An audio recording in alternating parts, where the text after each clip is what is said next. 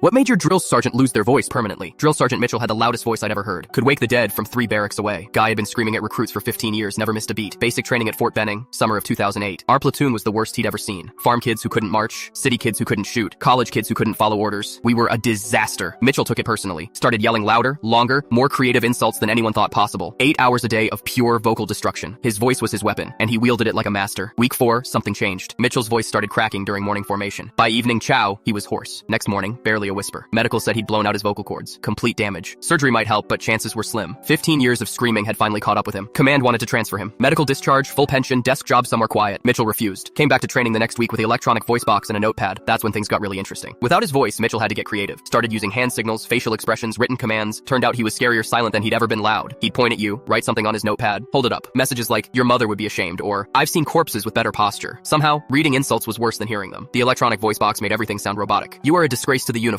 In that metallic tone was absolutely terrifying, like being yelled at by a cyborg drill sergeant. But the real change happened week 6. Mitchell started focusing on actual teaching instead of just screaming. Without his voice as a crutch, he became a better instructor, showed us how to do things instead of just yelling when we messed up. Our platoon improved dramatically. Best shooting scores in the battalion, highest PT averages, cleanest barracks inspections. Mitchell's methods worked better than anyone expected. Graduation day, the battalion commander pulled Mitchell aside, offered him promotion to first sergeant, position at the drill instructor academy. Mitchell declined, wanted to stay with recruits. 5 years later, Mitchell was still there, training platoons with his notepad and voice box. Recruits called him the Whisper behind his back. Not because he was quiet, but because when he whispered through that machine, you knew you were in deep trouble. I went back to visit in 2013. Mitchell remembered me, wrote, you turned out all right on his notepad. High praise from a man who'd sacrificed his voice for our training. Medical finally figured out what happened. Mitchell had developed vocal cord nodules from years of improper breathing while yelling. Could have been prevented with basic voice training, but nobody thought drill sergeants needed that. Now they do. Every drill instructor gets voice coaching, breathing exercises, vocal rest periods. Mitchell's injury changed training protocols across the entire army. The irony wasn't lost on anyone. The loudest drill sergeant in Fort Benning history became the quietest, and somehow that made him the most effective. Mitchell retired in 2015. 23 years of service, last 8 without his natural voice. At his ceremony, they played a recording of him from 2007. That booming voice echoing across the parade ground one last time. Current recruits don't know what they missed. Mitchell's voice was legendary. Could strip paint off barracks walls, make grown men cry, inspire fear from a quarter mile away.